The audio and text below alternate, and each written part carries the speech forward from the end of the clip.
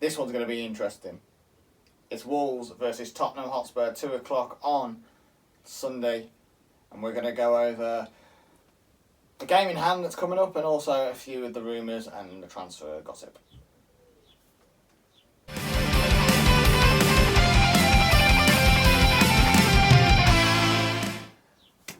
So welcome back to the South Bank Wolves YouTube channel. I am your host Zach, as always. Don't forget to leave a like, subscribe, and comment down below if you. I want to hear what people are saying. Don't forget to follow the Instagram page as well at South Bank Wolves.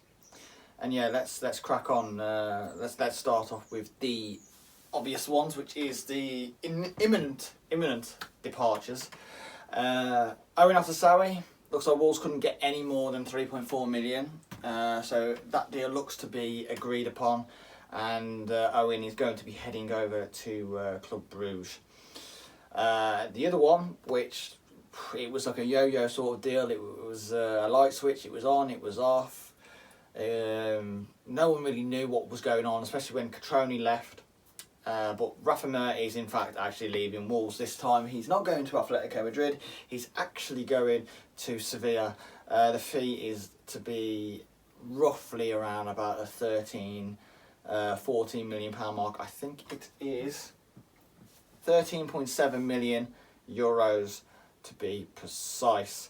One of them in it. I was sort of disappointed with that one because it leaves us bare again in the striker department, and I was looking forward to actually seeing him play and seeing how he was going to fare in the Premier League, but that's not to be the case right now. So yeah,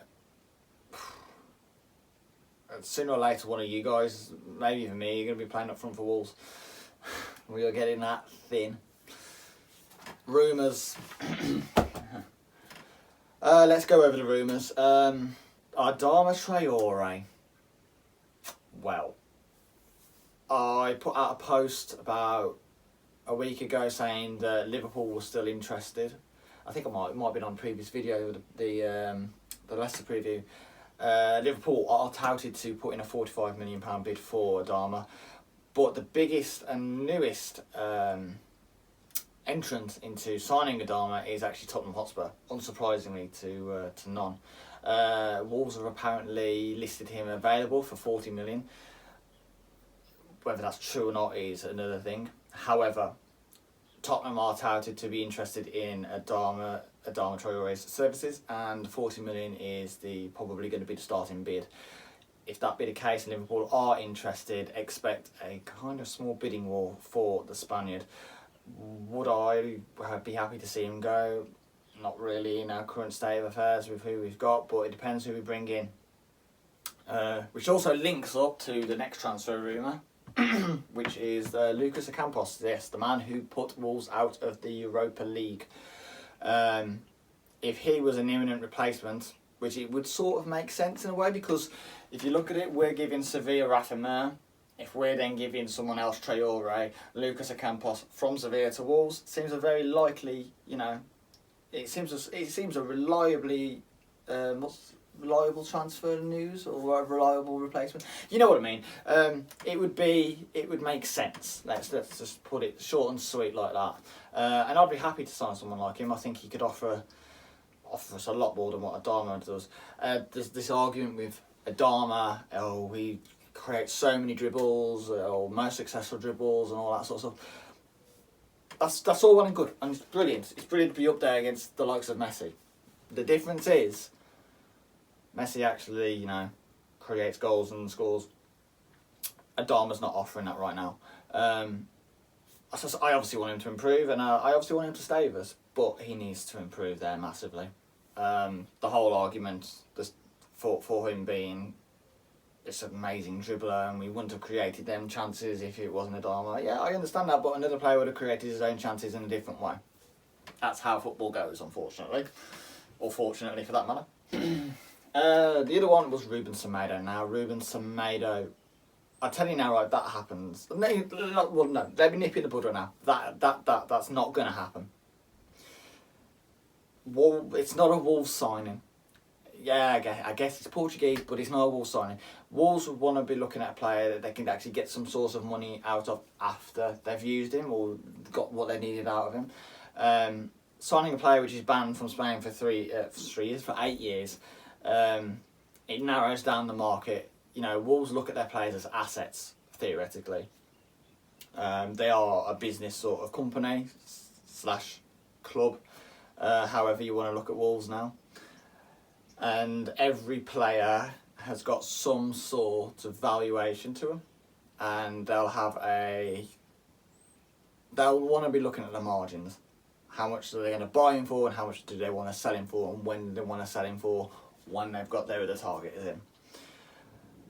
But where are these signings coming from, and when are we going to get them? That's the question now. I mean, it was 2 weeks ago when Bruno Lage came out and said, look, we need 2 to 3 signings in certain positions. We know what those positions are. It's a centre-back, it's a centre midfielder, and it's a centre-forward.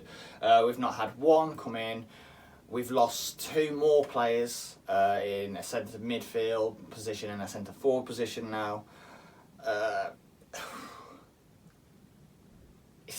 I hate sounding negative because it's the last thing I want to be doing, but it's almost like Wolves, the board, are now taking for granted that they're in the Premier League. It's almost like, oh, we've come 7th and 13th. We've been in Europe, therefore we're entitled for a Premier League position. That's how it comes across now, with the lack of investment and the lack of urgency, which it's disappointing as a fan, and it's also disappointing to hear when they're not necessarily promising, but they're saying that they're going to do things and they're just not fulfilling. We've got a week and a bit left of the window to get 3 players in. I don't believe that's going to happen. I think we're going to stumble and fall flat on our faces.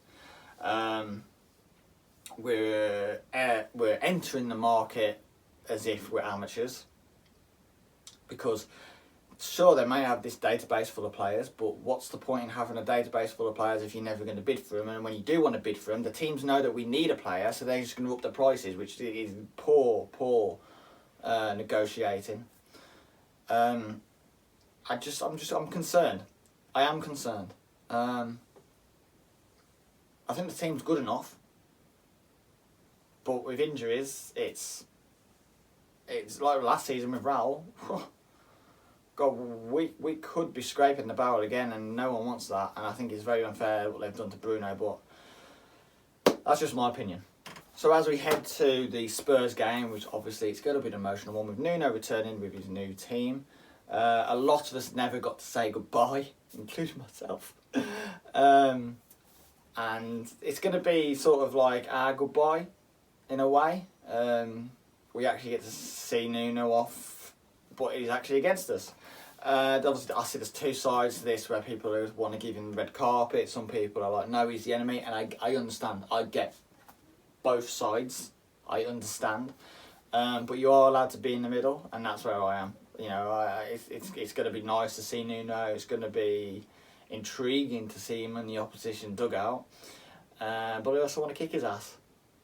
I want us to spank Tottenham at least 2 or 3. You're allowed both. So the expected 11s, I think. Well, expected 11. We're not going to go over Tottenham.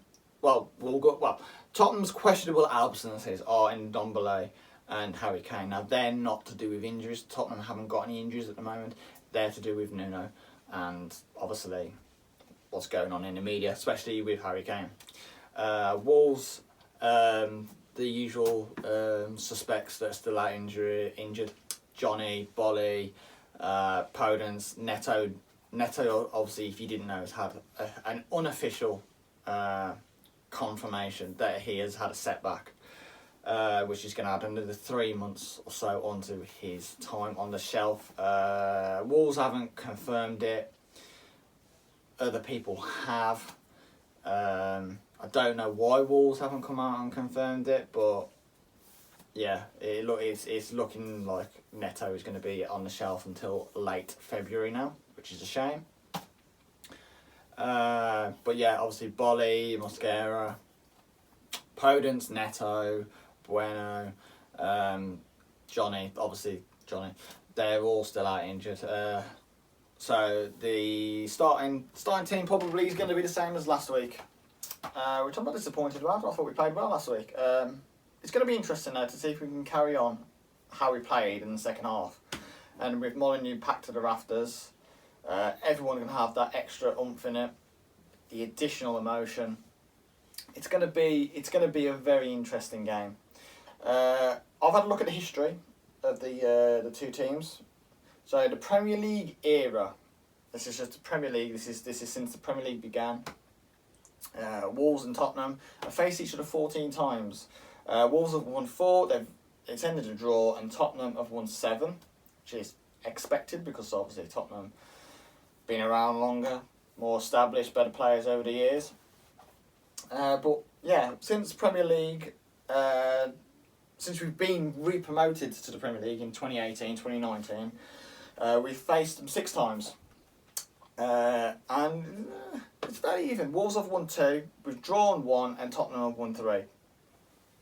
The last win at home though, get this is the last win at home against Tottenham. Have a guess. If you guessed 2010, you are correct. It was a 1-0 win, and it was when the North Bank was being rebuilt, I think. It might have been actually the season before that. Anyhow, it was a Dave Jones goal in a 1-0 win in 2010, yeah. Last season, we didn't do too well against Spurs. We drew 1-1. I think you all remember with the Tottenham took a very early lead. I can't remember who scored it. It might have been on Dombele actually. But Romain Saiss got the header late on to snatch a point.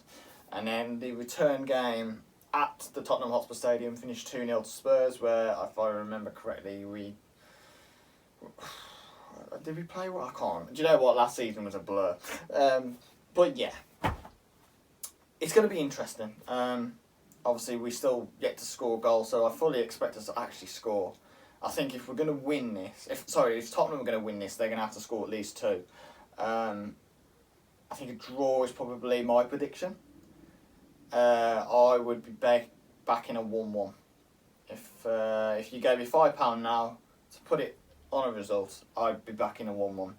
I think Nuno is not going to be stupid. He's going to know that Molineux, well, he knows what Molineux's like. He's going to know that the crowd's going to be up for it. It's going to give the team the extra oomph. They're going to sit back, I think. And I think they'll soak up a lot of pressure. But I also think that they will end up getting at least 1 goal. So, 1-1.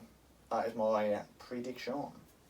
As always, guys, thanks for watching. Leave a like and subscribe. Share, of course, share. If you're watching this, I'm going to be appearing again on the Fancast YouTube channel Friday night, tonight. If you're watching this after, it'll be last Friday. Yeah, so head over to the Fancast YouTube channel and check that out. And I'll see you in the next one, guys. Peace out.